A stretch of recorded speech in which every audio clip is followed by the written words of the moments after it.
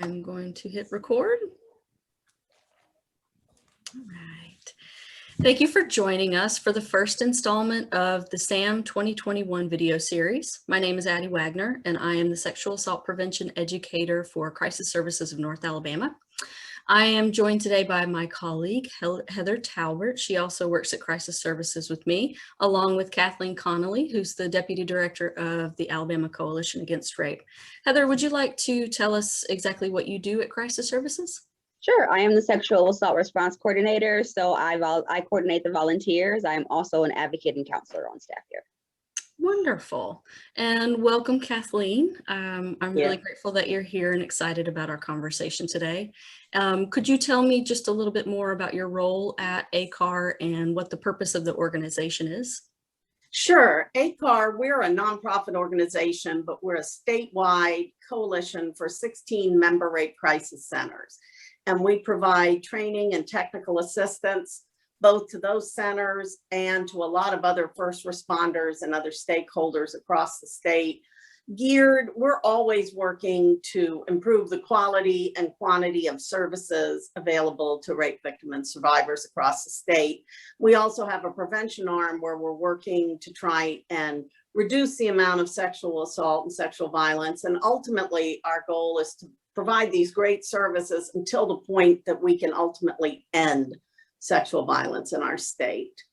I wear a lot of hats. I do training. I do reviews of the centers. I serve on a lot of multidisciplinary committees. I do some direct service. I have been in rape crisis for over 20 years and have done a lot of direct service in that time, not so much at ACAR, but it's a passion. I love it, and I'm really happy to be here today. Awesome. Thank you so much. So the theme of Sexual Assault Awareness Month, or SAM, in 2021 is consent in online spaces. And for the past several years, Sexual Assault Awareness Month has centered around consent very heavily.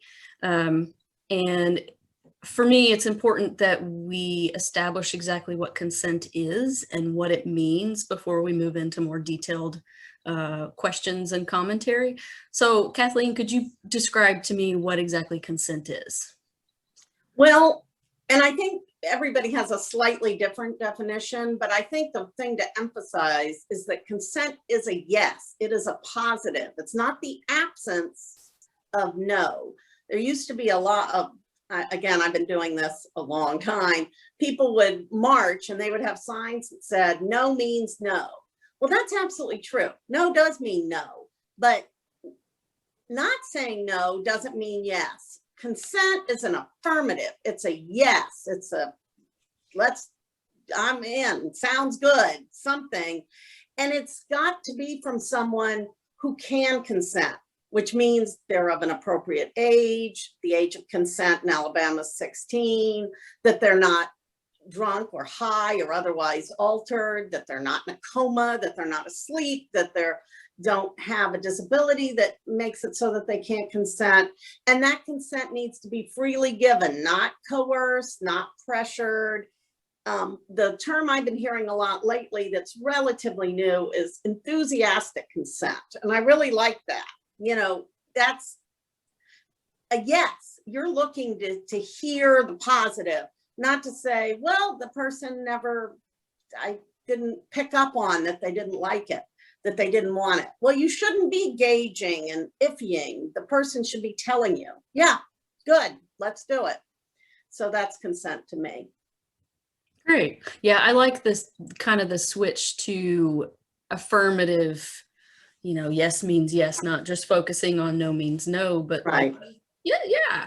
If you get consent, go forth, have fun, enjoy. Right. So, you know, along those lines, I think some people don't necessarily feel comfortable just verbally asking for consent. So a question that we get a lot, especially on college campuses, is how do you get consent without ruining the mood? I don't do tons with college students anymore, but I do occasionally, and I always get that question. Well, what am I supposed to say? Can I kiss you? Can I touch you here? And the way they say it very robotically is like, no, yeah, that would be bad. But there are tons of ways you should be asking for affirmative consent all along the process. And the way you do it isn't, you know, let me get a paper here, sign this. Yeah. No, you just check in with people. Is this okay? Too fast? Do you like this? Should I slow down? Should I stop? Do we need to take a minute? There's all sorts of things you can say that don't ruin the mood. And if you're the person who's giving consent, there are ways, if you don't want to be asked, you can say, I really like this. Let's do this too. And so it doesn't have to be that robotic stop. May I now do this? Yeah. Which might be a bit of a mood killer, I agree. But you still do need to be checking in. I don't want to ruin the mood is not a reason to not make sure you have consent. Right. Because I think you ruin the mood a whole lot more if you do something the other person's not okay with. Right. You You know? also, you know, may rape them, which Right. has a whole other. Yeah, that definitely kills the mood. You know, and I think you touched on this too, of, you know, another question that we get is how often and when do you ask for consent? But it's kind of a verb in that it's ongoing. You check in with your partner at various stages during your encounters to make sure that you're on the same page. Yeah, even once in a while, if you're doing the same thing, saying, is this good for you? Should I be doing this different? Should I be not doing this? Just easy things, but also anytime you're doing something new. If you were engaged in oral sex and then you were moving to intercourse, that would be, you should definitely check in with the person. And I think you know, for people who haven't been in a lot of sexual relationships, you'll find that if you build that habit of communication, it's good for the relationship, it's good for the sex, it's good for everything. So that's just a good habit to get into. That's exactly what I was going to say. It sounds like the main tenet is just communication, and like it doesn't have to be, again, that kind of robotic. It's like, is this okay? Are you all right? How is it? Kind of reiterating what you're saying, of just being communicative and being okay with that. Right. Yeah, absolutely. And then I'm kind of covering a lot of questions from our college students, because that tends to be the population that I work the most closely with, given that I do bring in the bystander and work closely with the campuses here in our area. But, you know, it comes up a lot, you know, should men be asked consent? Because there's kind of this stigma or myth associated with men that they always want sex. It's always on their mind. It's something they should always be down for. So I think it's kind of important for us to have that conversation of, should men be asked consent? Well, my short answer is yes, yes, yes, yes, yes, yes, yes. That baggage is a lot for men, and it leads to situations that are real unhealthy. And it's something that abusers will use sometimes with teenage boys to perpetrate abuse on them. But absolutely, I think you should take gender out of your mind with looking at consent. For one thing, you may have sexual situations where both participants are the same gender. So who's asking consent then? But even, you know, if you do have a female and a male, who's to say who's the initiator? It's the person initiating that needs to be getting consent. Ideally, you're having a mutual conversation, but the person initiating something definitely has the burden of making sure there's consent. So it doesn't matter what the gender is. Everybody should be checking in with each other. And again, that makes for that good communication that will enhance the relationship, just even if it's just that one time, just talking, both of you. I like this, I don't like that, that's too much. Maybe next time, definitely never. I mean, being really explicit about, yeah, no. Or I usually like that, but I have a headache, so I don't want to do that today. I mean, there are all sorts of different things, and it should be without regard to gender. Yes. The big myth is that men are always up for sex, not true. And that men hit a place, or they just can't stop, you know. So if you give consent up to a certain point, well, then there's just not, you know, they can't stop. And that's absolutely not true. And anybody who thinks it is, I would just remind you, most people have had an encounter with someone where they had to stop all of a sudden, say, if you were home from college at your parents' house on the couch and suddenly you heard them unexpectedly in the driveway. Yeah, people can stop right then, can't they? Yeah. Right that second, I don't care where you are in the proceedings, it stops. Men can always stop and women can always stop, and both parties need to be asking. Well said. And that actually brings us to the next thing that I had in my mind of retracting consent. So, you know, those of us who work in this field, we say you can withdraw consent at any time, but, you know, a lot of people don't recognize that, and they do hang on kind of to that myth that once you stop, you can't, or once you start, you can't stop. So given that we can retract consent, how would you advise someone to retract their consent safely? And then how would you recommend somebody handle consent being retracted? Well, I think in terms of retracting, I still think the onus is all on the person getting consent. So I would say when someone's retracting, whatever they do, if they just sort of go like this, stop. But in terms of retracting, being firm, putting the word no in there so there isn't any miscommunication, or you can say not yet, or that's not something I really want to do, or I don't like that. But I would advise, again, some talk before about your boundaries. Yes, this, no, that. Every state except North Carolina, you know, you can legally retract consent at any time. North Carolina, once, I know it's a mess, but and if someone has you consented and then retracts, don't take it personally like it's some personal attack. Well, you know, sometimes we think we want to do something and we get right up to the edge.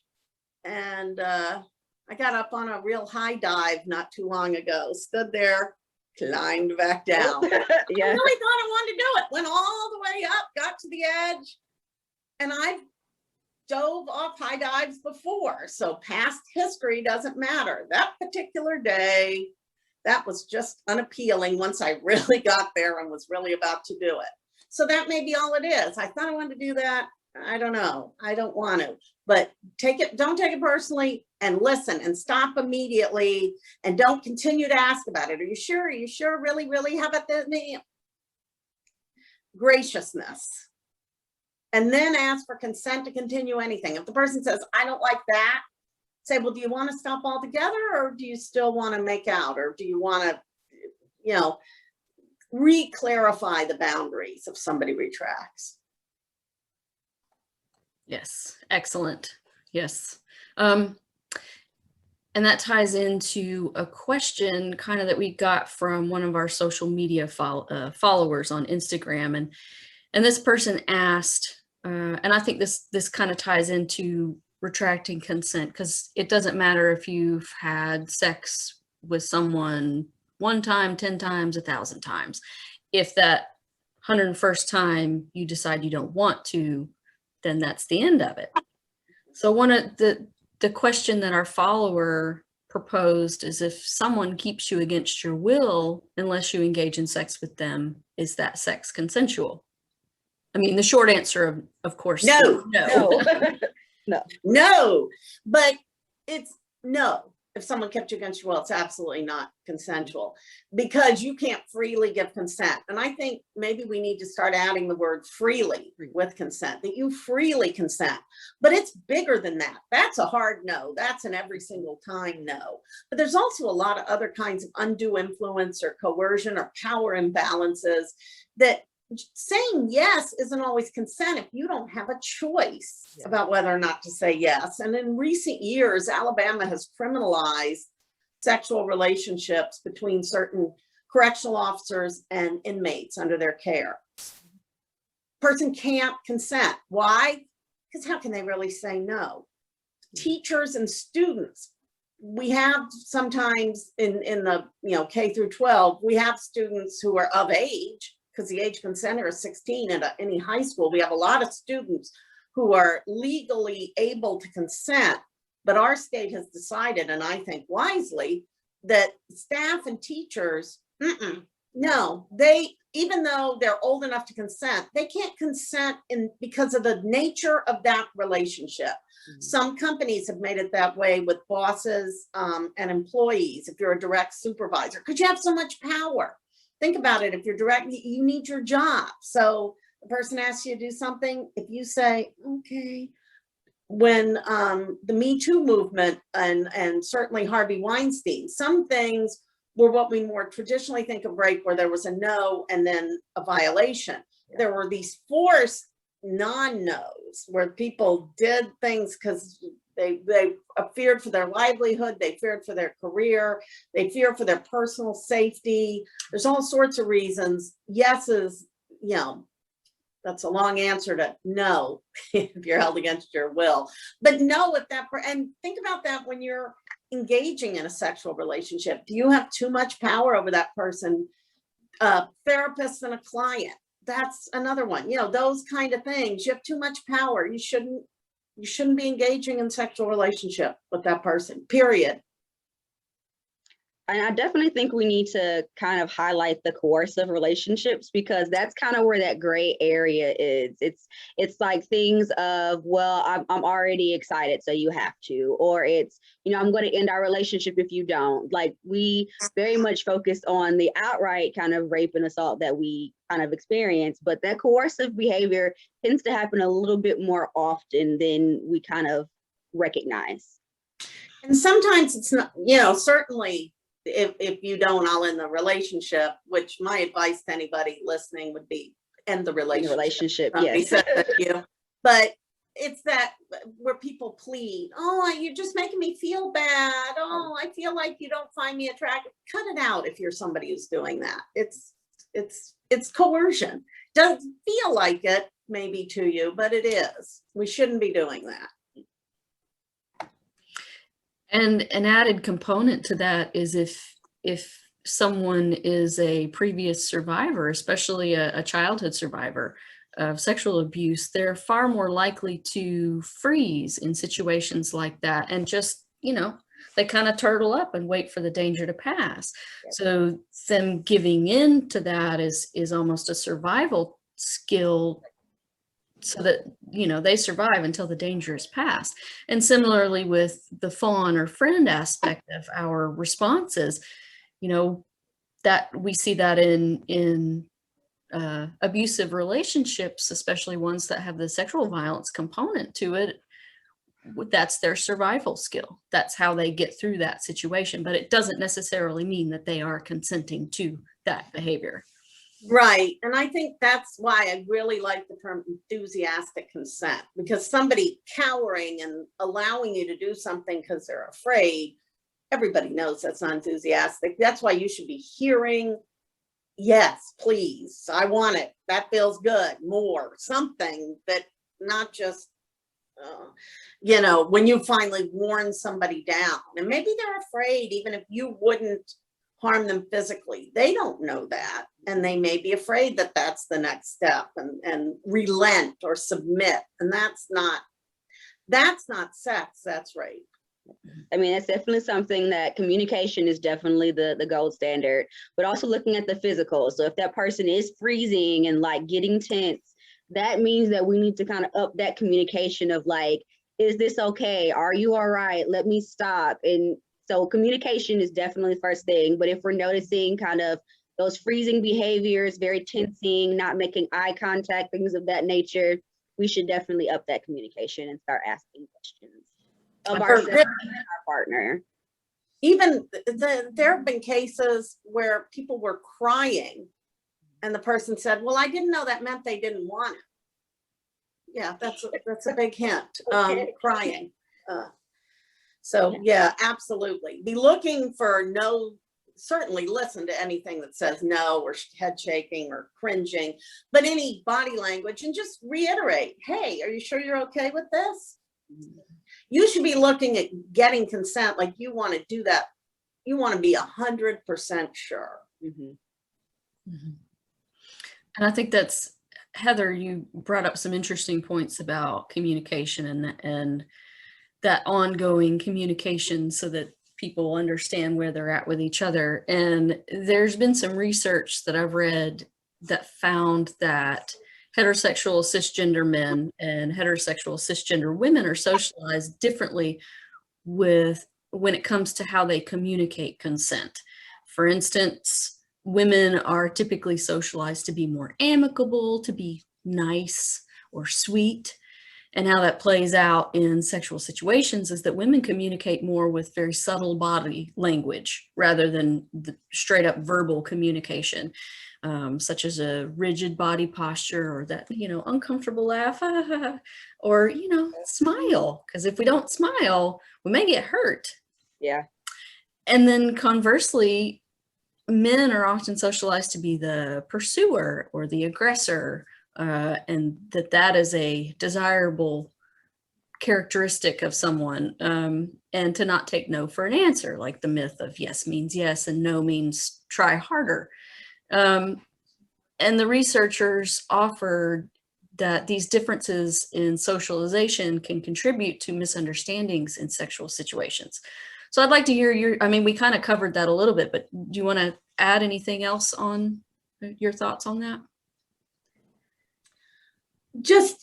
I think we've done a lot of harm on both sides to the gender spectrum. Well, all across the gender spectrum, we have done harm with gender roles, and it crosses lines, not just sexual assault. When you look at traits in the workplace, women versus men, what for one gender is a desirable, for the other is a negative. But it hasn't just made it worse for women, it's made it worse for men too. And it's made that communication harder. So I just think we all need to really concentrate on talking to each other. You go into schools, but we all need to be talking to our kids if we have them about. And it's not always the easiest conversation. I'm sure my kids would have rather not had the 3,000 of them that I had, because I do what I do. But talking to them about what healthy sexuality looks like, because people who don't know about healthy sexuality don't know when it's unhealthy. Mm-hmm. Talking to them about consent. Stop victim blaming and stop judging people, because especially women usually, for what they wore, what choices they made. Oh, well, I would never do that. Well, good for you. Nobody has the right to rape someone. No. And all of these dangerous myths, we need to stop telling potential victims and survivors what not to do. We shouldn't do this, we shouldn't do that, because then if you get raped, you internalize, I made a boo-boo, I somehow messed up. We need to be talking to people about how to get consent, why not to rape people. It seems intuitive, but people don't always understand, and that isn't the message they're getting from society. So all of us as a society have got to turn that ship around and start steering the conversation in the right direction. Yeah, absolutely. I think the societal and cultural component of, what we teach, what we model, how we show things, in our individual relationships and as members of communities, as artists and TV show people and celebrities and such, that that seems kind of a key to ensuring that we uproot the culture that supports sexually aggressive behavior. So yeah, it's really important. And really the last question I have is, how do consenting behaviors translate in our increasingly digital world, especially in the pandemic where online dating is prevalent? So many kids are in virtual school, and these digital means of communication are such a huge aspect of our daily life. How do we kind of translate consenting behavior to all these digital platforms? Well, to me, the first rule of thumb is, don't send any unsolicited pictures of any part of yourself, especially certain parts, but anything unsolicited is a bad idea. Just because you're digital doesn't mean you can't ask before you do anything, and pictures are doing something. If you keep asking, and there's always people who show where somebody will ask, you want to do this, and the person says no, and then they text them 400 more times. That's not looking for consent, that's harassment. There are some things with the digital world that make consent a little easier. There's some apps, I'm not sure how I feel about them, but that have actual little consent contracts you can memorialize. In a way, that's good because it forces a conversation. But where it bothers me is once you've memorialized your consent, what if we get to that high dive point where you go, no, wait, I changed my mind. Now you've got this written agreement sort of, and it's, you know, that could make it difficult. But I think like everything, digital's different, but ultimately it's the same. Whomever you're interacting with, you need to be respectful and you need to be looking for enthusiastic consent. I don't think there's anything wrong with people, you know, using digital platforms to engage in dating or sexual behaviors, but the same rules apply. Needs to be consensual, and the same rules apply with respect to who can consent. Somebody under 16, somebody who's drunk, somebody that you're the professor and they're in your class, just a hard no. Even if they try to initiate, no. It's a big no. Big no. We said no a lot, but no. And I think that's another way in which women are socialized to try and avoid no's in most things. Just, well, I mean, practice, stand in the mirror and say no a whole bunch of times. I've gotten super good at it.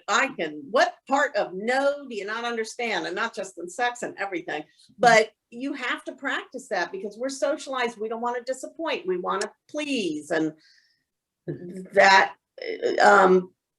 it's always the responsibility of the initiator to get consent, but we can all practice and try to get better at showing our boundaries too. I love that you bring up boundaries. And I recently saw a video from Barbie, of all things, talking, I know, I was really surprised and actually quite thrilled, talking about girls saying sorry for no reason. You know, and a component of saying no and holding up your boundaries is kind of being unapologetic for when you know you have to say no. You don't need to say, oh, sorry, I can't do this. Yeah. No is a complete sentence. So yeah, I appreciate that you bring that up, and it reminded me of that video from Barbie because it just floored me of really bringing that component into girls and how we socialize little girls to, you know, just be nice and amicable and say yes and smile. And yeah, I've had total strangers come up to me in a grocery store and say, you need to smile. And I've been socialized too. I just sort of go, you know, I don't usually smile because it's so annoying, but I don't say, let me tell you what I did today and why I'm not particularly smiley, having just been with someone who'd been raped for 6 hours and am very sad at the world we live in. But we get that. And I hope it's generational.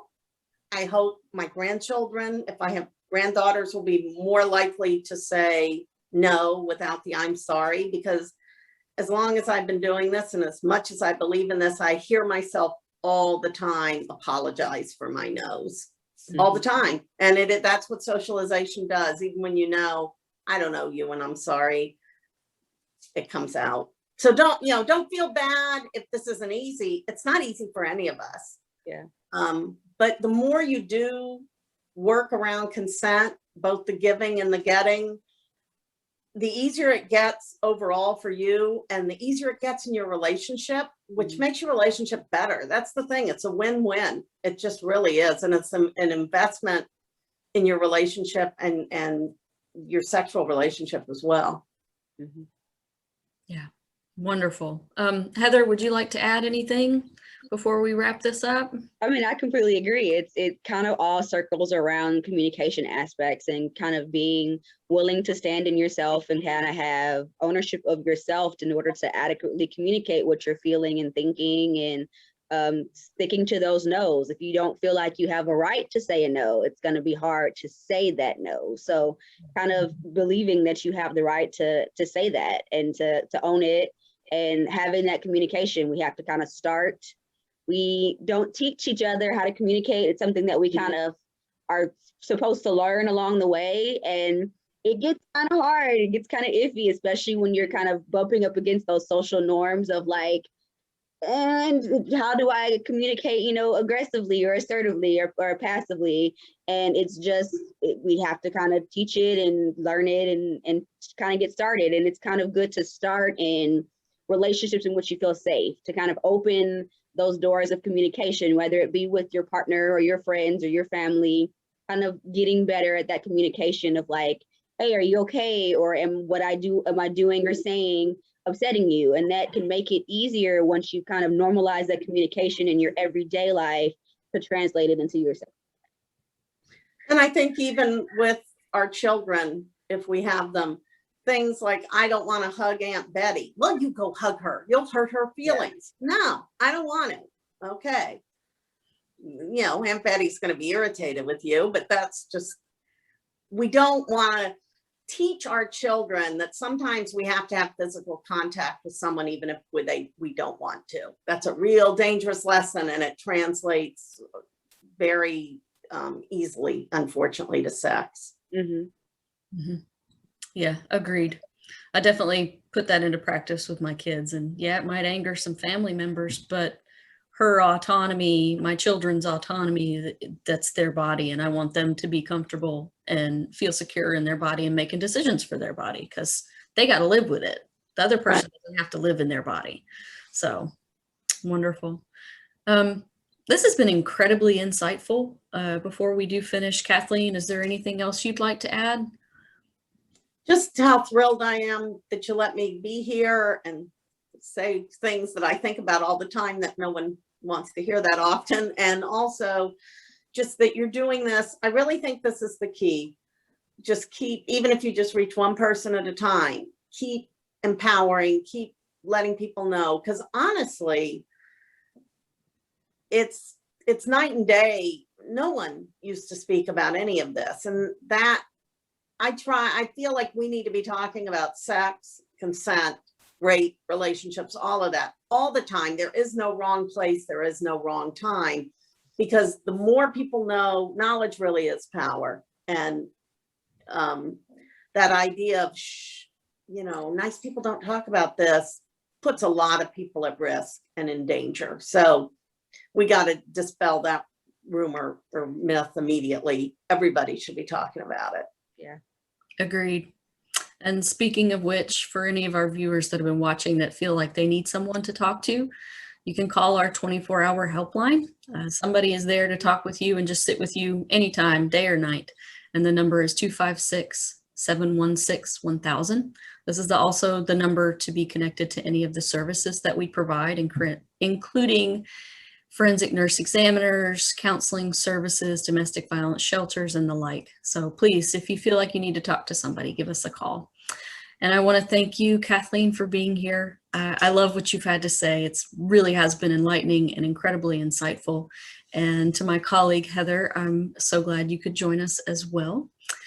And I think that's it for today. Thank you. Thank you.